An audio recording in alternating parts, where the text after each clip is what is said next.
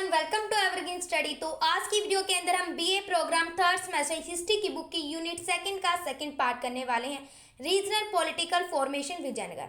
तो हमारी जो सेकंड यूनिट है, मैंने इसको आपको टू पार्ट्स में डिवाइड कराया था, जिसमें हमने फर्स्ट पार्ट में कर लिया है कि विजयनगर एम्पायर है वो किस प्रकार से एस्टेब्लिश होता है। हमने ये देखा कि विजयनगर एम्पायर में अलग अलग डायनेस्टी वो किस प्रकार से राज करती हैं। फिर हमने देखा था उसमें आर्ट एंड कल्चर।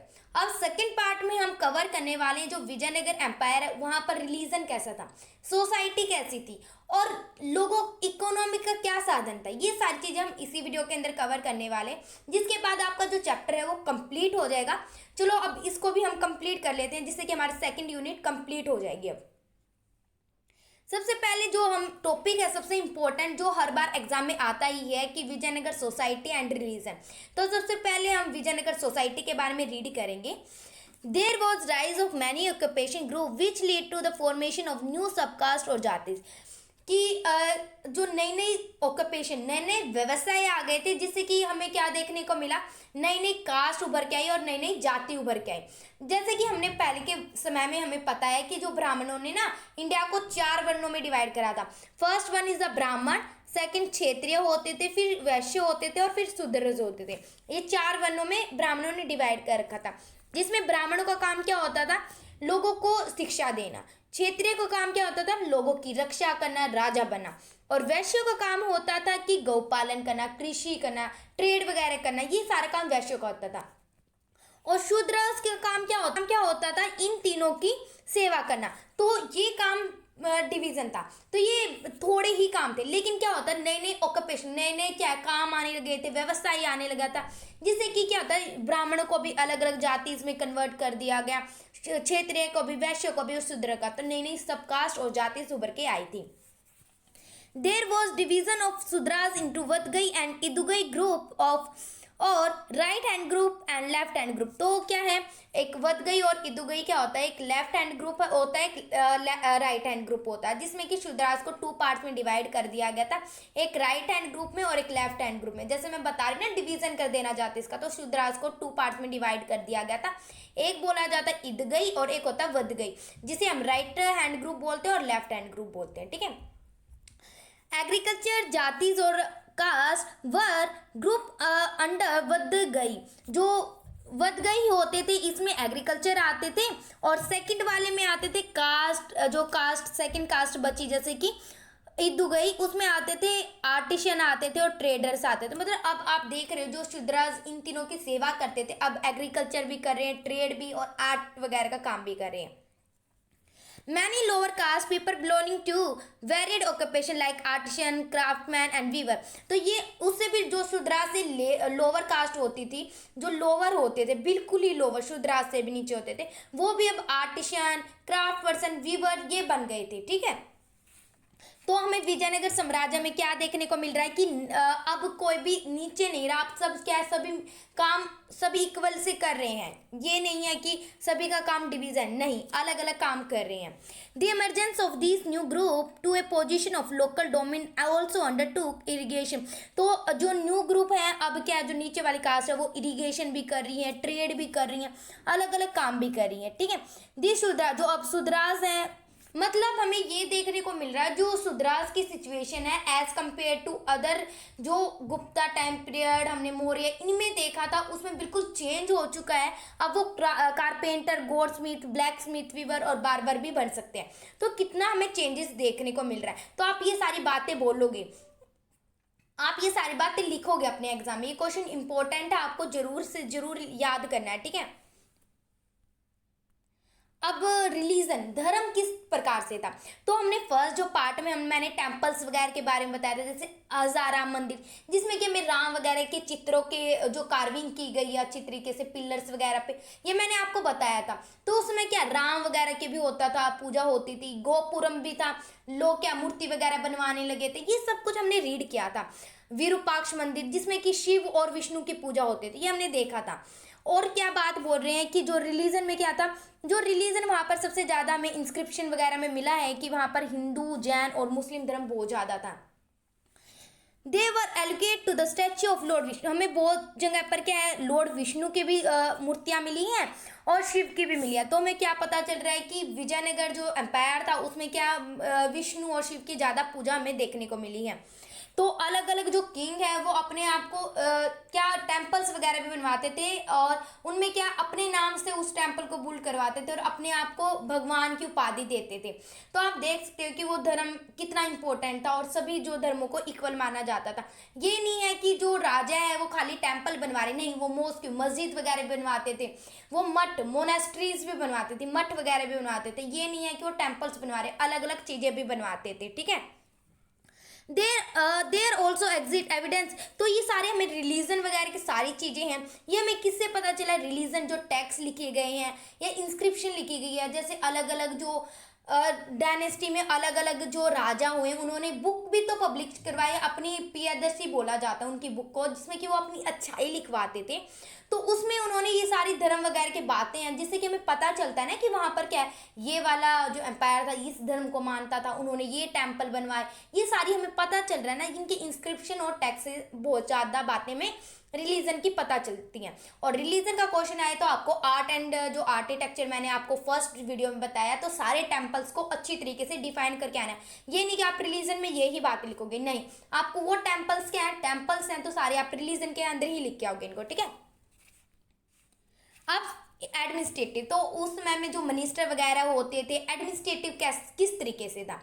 जैसे कि आज इंडिया के अंदर क्या है, हमारी जो इंडिया है, इंडिया के बाद क्या आता है, इंडिया होती है, फिर स्टेट होते हैं, स्टेट के बाद क्या होती है हमारी डिस्ट्रिक्ट होते हैं, डिस्ट्रिक्ट के बाद सब डिस्ट्रिक्ट भी होते हैं, फिर विलेजेस होते हैं, ऐसे होता है। तो उसी प्रकार से जो विजयनगर एम्पायर में भी क्या डिवीजन था इस प्रकार से। जैसे पहले विजयनगर होता था जिसे हम क्या विजयनगर एम्पायर पूरा बोला जाता था। फिर जो स्टेट, हम आज जो स्टेट बोलते हैं, इंडिया में बहुत सारे स्टेट है, जैसे हरियाणा है, पंजाब है, अलग अलग है ना। तो उसी तरीके से जहाँ के वो प्रोविजन होते थे उनको मंडलम बोला जाता है। क्या बोला जाता है? जैसे आज हम स्टेट बोलते हैं जिसको उस समय में विजयनगर में मंडलम बोला जाता था। ठीक है, और जो डिस्ट्रिक्ट होती है आज के समय हम डिस्ट्रिक्ट जिला बोलते हैं जिसे, उसको नाडु बोला जाता था। ठीक है, और सब डिस्ट्रिक्ट होते हैं उन्हें संताला बोला जाता था उस समय में, और जिन्हें आज हम विलेज बोला जाता है उन्हें ग्रामा बोला जाता। तो इस प्रकार से डिवीजन था एडमिनिस्ट्रेटिव का। ठीक है, अयंगर क्या होता था? अयंगर जो एक ऐसा सिस्टम, एक ऐसी प्रणाली होती थी जिसमें कि 12 लोग होते थे, जो 12 फंक्शनरी होते थे, जिसमें कि जो विलेज वगैरह का जो काम होता था वो सारा ये अयंगर सिस्टम करते थे। ठीक है, अब पगोडास क्या होता है? जो gold coin issue in Vijayanagar, तो जो गोल्ड कॉइन इशू करवाते थे उन्हें पगोडास बोला जाता था। तो इस प्रकार से हर आप क्या देख रहे हो एडमिनिस्ट्रेशन में कि एक के ऊपर वो बोझ नहीं है, अलग अलग काम का डिवीजन है, अलग अलग सिस्टम बनाए जा रहे हैं विजयनगर एम्पायर में। तो ये सारी चीजें मैं आपको बता रही हूँ, आपको ये अच्छी तरीके से लिखनी है, और जैसे मैंने हाईलाइट करके ये वर्ड लिख रखे आपको लिखने हैं, क्योंकि इनके मार्क्स बहुत ज्यादा मिलते हैं। Vijayanagar was more a confidential rather than a centralized empire with the local governor have considerable autonomy। तो क्या है, ये नहीं है कि वहाँ पर एक सेंट्रलाइज है कि सारा काम एक के पास, नहीं, वो सारी पावर का आप डिवीजन देख रहे हो, कॉन्फिडेंसरी है, मतलब पावर का डिवीजन है, ये नहीं है किसी एक के हाथ में, नहीं, जैसे मैंने आपको पहले बताया एक के हाथ में पावर ना होकर क्या काम का बंटवारा है। ठीक है, तो इस प्रकार से होता था विजयनगर के अंदर। अमारम, अमारम क्या होता है? Territory with the fixed revenue were given to military chief called Palaiyar और नायक। तो क्या होता था, एक ऐसी टेरिटरी होती थी, जैसे कि एक जगह पर्टिकुलर, यहाँ का जो रिवेन्यू है, ये रिवेन्यू किसको जाएगा? मिलिट्री चीफ को जाएगा, और इस मिलिट्री चीफ को क्या कहलाया जाता था? नायक।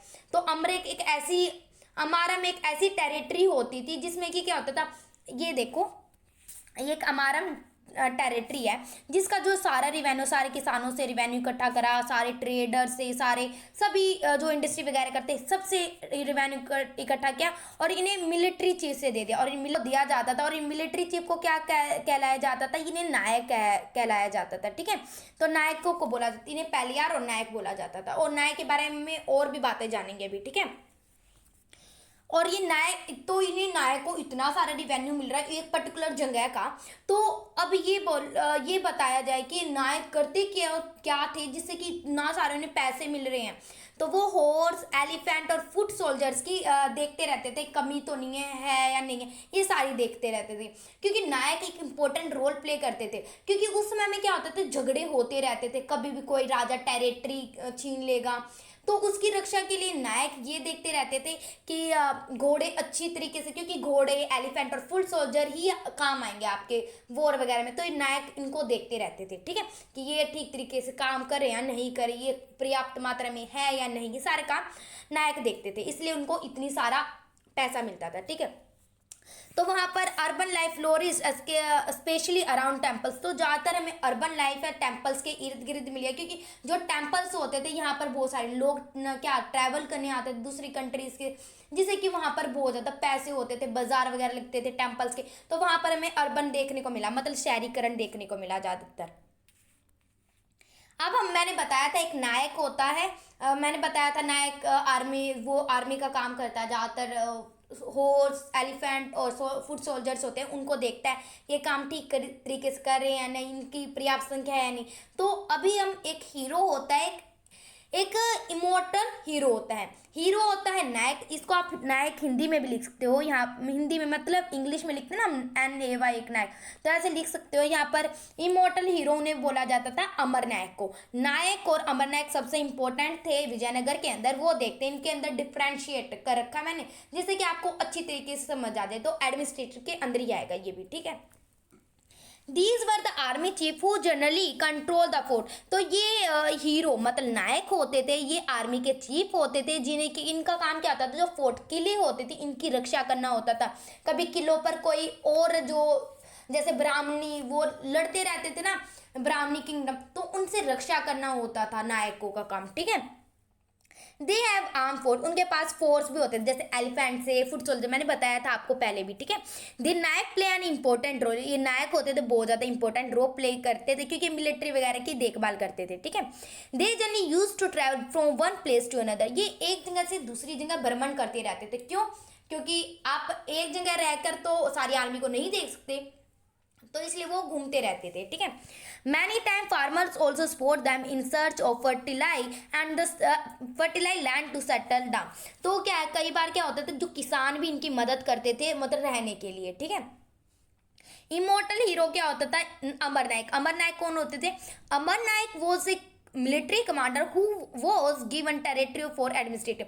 तो आपको एक पर्टिकुलर जगह दे दी है, वहाँ पर आपको राज करना है, तो ये सारा काम किसका होता था? इमोर्टल हीरो का होता था। ये आपको टेरिटरी दे दी, यहाँ से आप रेवेन्यू वगैरह इकट्ठा करो, ये सारा काम होता था अमर नायक का, ठीक है। A major political system was the iqta system of the Delhi sultanate. जिस प्रकार हमने देखा था दिल्ली सल्तनत के अंदर इक्ता सिस्टम था। इक्ता सिस्टम क्या होता है, एक पर्टिकुलर जगह होती है और वहाँ से क्या इक्तादार होते थे, टैक्स वगैरह इकट्ठा करते थे, जैसे किसान से हो गया या फिर ट्रेडर से, आर्टिशियन से, क्राफ्ट पर्सन से, इनसे टैक्स इकट्ठा करता था। तो अमर नायक भी एक ऐसे होते थे जो टैक्स वगैरह इकट्ठा करते थे, किसी भी एक पर्टिकुलर जगह आपको देती, वहाँ से आप टैक्स इकट्ठा करो। Amar Nayak send a gift to the king in a year. तो अमर नायक को क्या होता था, जरूर से जरूर एक साल के अंदर राजा को गिफ्ट भेजना होता था। This is the land revenue for the farmer, craft person and the trader. तो वो ज़्यादातर जो रिवेन्यू होता था किसी इकट्ठा करता था, फार्मर से, क्राफ्ट पर्सन से और ट्रेडर से। अमर नायक, ठीक है।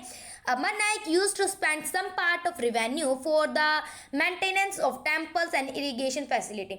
तो हमने देखा था कि किस प्रकार जो कृष्ण देव राय हैं उन्होंने कमलपुरम जलाशय बनवाया था अपनी माता के नाम पर, तो वो ऐसे बनवाते रहते थे। ये नहीं है कि राजा राजा बनवाते, नहीं, अमर नायक भी जो फार्मर्स के लिए इरिगेशन, क्योंकि वहाँ पर जो शुष्क जगह थी जहाँ पर बहुत कम पानी की वो होता था, तो इसलिए वहाँ पर ज़्यादातर पानी की जरूरत होती थी। तो कई बार जो अमर नायक होते थे कुछ पैसे दे देते थे और पानी वगैरह की मेंटेन करवा देते थे और टेम्पल्स वगैरह में दान देते थे कि टेम्पल्स वगैरह बनवाने, तो ये कई बार दान भी देते थे जिससे कि टेम्पल वगैरह बनवा दिया जाए, इरीगेशन फैसिलिटी फार्मर्स को दिया जाए। तो अमर नायक ऐसे भी काम करते थे, ठीक है। तो ये था आपका एडमिनिस्ट्रेटिव पार्ट। और अब आता है सबसे इकोनॉमिक कंडीशन। तो ये तीन जो ये वाली वीडियो है ये बहुत ज़्यादा इंपॉर्टेंट है, क्योंकि इनमें से एक जरूर आएगा आपकी, ठीक है। अब इकोनॉमिक कंडीशन देखेंगे, इकोनॉमिक कंडीशन किस तरीके से थी विजयनगर के अंदर। तो सबसे पहले आपको सोचने की बात है, एक आर्थिक, आपको पैसे कहाँ से मिलेंगे, एग्रीकल्चर से मिलेंगे, इंडस्ट्री से मिलेंगे, तो इस चीज़ों से मिलेंगे। तो सबसे ज़्यादा जो रिवेन्यू होता था विजयनगर में इकट्ठा, वो एग्रीकल्चर से ही होता था। It was in a flourish condition. It was a policy of ruler to encourage agriculture in different part of the empire. तो कई बार क्या है, राजा वगैरह क्या करते थे, जो फार्मर्स वगैरह को इंक्रेज करने से, क्यों इंक्रेज करते थे, क्योंकि इंक्रेज करने का उनका ये कारण होता था, क्योंकि जो रिवेन्यू होता था सबसे ज़्यादा किससे इकट्ठा होता था, एग्रीकल्चर से इकट्ठा होगा। इसलिए वो क्या, कई बार इरिगेशन के लिए बनवा दिया जाता था, और वो क्या अच्छी अच्छी चीज़ें बनवाते रहते थे, नई नई पॉलिसीज बनवाते रहते थे एग्रीकल्चर के लिए। तो इससे लो फार्मर्स होंगे, इंक्रेज होंगे, और ज़्यादा एग्रीकल्चर करेंगे, और राजाओं को क्या, और ज़्यादा रिवेन्यू मिलेगा। ठीक है, अब तो हमें विजयनगर एम्पायर के अंदर बहुत सारी इंडस्ट्री भी देखने को मिली, जैसे टेक्सटाइल, माइनिंग और मेटल्स वगैरह की बहुत सारी हमें इंडस्ट्री देखने को मिली। तो वहाँ पर इंडस्ट्री होगी, जैसे कि एक पर्टिकुलर आप कॉटन मानो, कॉटन से आपने एग्रीकल्चर तो कर दिया, आपको इतने पैसे नहीं मिलेंगे, लेकिन वो इंडस्ट्री में आपके लिए कपड़ा बन के आएगा, और आप कॉटन के कपड़े पहनोगे और उसको बेचोगे, तो कितना सारा आपको पैसे मिलेंगे। तो वहाँ पर एग्रीकल्चर के साथ साथ इंडस्ट्री भी होती थी, और उससे भी होता था, रिवेन्यू भी होता था, क्योंकि अब आपने कॉटन के कपड़े बना दिए, आप दूसरे देश में बेच सकते हो, और इससे आपको और ज़्यादा मुनाफा होगा। ठीक है, ये भी होता था विजयनगर के अंदर। और परफ्यूमरी बहुत ज़्यादा इंडस्ट्री थी वहाँ पर विजयनगर के अंदर। अब आप सोचोगे ये सारी बातें हमें कैसे पता, क्योंकि बहुत सारी जो बुक्स वगैरह, इंस्क्रिप्शन से, टैक्स, जो रिलीजन टैक्स है, इनसे हमें पता चलती हैं। कुछ तो बातें होती होंगी ना उन बुकों में, तो इससे हमें पता चल जाता है कुछ बहुत। ठीक है, industry and craft regulate by the guilds, एक गिल्ड्स होते थे जो इनकी इंडस्ट्री वगैरह और क्राफ्ट सब कुछ देखते रहते थे। ठीक है, it was common practice for people of the same trade to live in one and the same quarter of the city. तो आप एक कर रहे हो, आप ट्रेड कर रहे हो, और ट्रेड कर रहे हो कॉटन के कपड़ों का, तो सारे कॉटन के जो व्यक्ति होंगे, जो बेचने वाले होंगे, आप एक ही क्वार्टर के अंदर रहोगे, मतलब एक जगह है पर्टिकुलर, आप सभी उसी के अंदर रहोगे। ये होता था विजयनगर के अंदर। जो अब्दुल रजाक है, एक पर्शियन ट्रैवलर है। कौन है? अब्दुल रजाक एक ट्रैवलर है जो कि पर्शियन है, फारसी है। तो उन्होंने बोला है दी जो tradesman of each separate guilds of craft have their shop close to another, मतलब कि एक दूसरे से सटी होती थी, मतलब एक ये शॉप है, ये शॉप, फिर एक शॉप, ऐसी होती थी। तो उन अब्दुल रजाक ने ये बोला है, उन्होंने बोला है, उन्होंने क्या है, जब वो आए थे इंडिया के अंदर, उन्होंने 300 से ज़्यादा सी पोर्ट को देखा है, जिससे कि वो ट्रेड करते थे। कितनी सारी समुद्री जहाज, बंदरगाह देखे उन्होंने। ठीक है, 300 की संख्या में उन्होंने बंदरगाह देखे हैं। ठीक है, अब्दुल रजाक ने बताया। तो ये सबसे इंपॉर्टेंट ट्रैवलर है। तो आपको ट्रैवलर्स वगैरह के नाम लेने, तभी आपको ज़्यादा मार्क्स मिलेंगे। ठीक है, the most important commercial area, सबसे इंपॉर्टेंट अब्दुल रजाक ने बोला है कि सबसे ज़्यादा जो ट्रेड वगैरह होता था, कॉमर्शियल एरिया था जहाँ पर इकोनॉमिक बहुत ज़्यादा होती थी, वो वेस्ट कोस्ट था मालाबार का, जो कि बहुत ज़्यादा रिवेन्यू होता था वहाँ से। ठीक है, और उन्होंने बोला है कि सबसे ज़्यादा कमाई है बर्मा से, चाइना वगैरह, इनसे, साउथ अफ्रीका, ये बहुत सारी जगह है, वहाँ से होता था। ये अब्दुल रजाक ने हमें बताया। तो आपको ये सारी बातें लिख के आनी है, क्योंकि जो आपको मार्क्स मिलते हैं इनसे ही मिलते हैं। Among the export the main item were cloth, तो जिस प्रकार बताया जो हम एक्सपोर्ट करते थे सबसे ज़्यादा होता था cloth, spices, rice, iron, sulphate, sugar, ये हम देते थे दूसरी कंट्रीज के। और हम लेते क्या थे? इंपोर्ट भी तो करेंगे, कुछ हम खरीदे भी तो। जैसा कि अब जो एक बरबोसा है, एक ट्रैवलर, उन्होंने बोला है कि हम ज़्यादातर क्या चीज़ें खरीदते थे? अरब से हम घोड़े खरीदते थे, एलिफेंट खरीदते थे, प्रिल्स खरीदते थे, कॉपर, मर्करी, चाइना सिल्क, ये वेवलेट, ये सारी चीज़ें हम खरीदते थे। तो ये सारी चीज़ें आपको लिख के आनी है। 8th है शिप और यूज फॉर, जो शिप होती थी, ये बोला गया जो शिप होती थी, ये जो विजयनगर के अंदर हमें पाई गई है, ये बहुत बड़ी संख्या में है, मिली है ना, बड़ी संख्या में, ये बोला गया। लेकिन ये नहीं पता है कि उन्हें बनानी आती थी या नहीं आती थी, लेकिन हमें मिली है। एक बरबोसा ट्रैवलर है जो पुर्तगाल से आए थे, उन्होंने बोला है कि जो मालदीव आइलैंड है, शायद वहाँ से ये जो शिप होती थी विजयनगर की, वो बनकर आया करती थी। तो ये सारी बातें हैं हमने देख ली, इकोनॉमिक, सोसाइटी और रिलीजन। तो ये चैप्टर आपका यहीं ख़त्म होता है। जो अब नेक्स्ट वीडियो होगी मुगल एम्पायर के ऊपर होगी। तो ये वीडियो यहीं पर ख़त्म होती है। If you like video then like, share and subscribe my channel.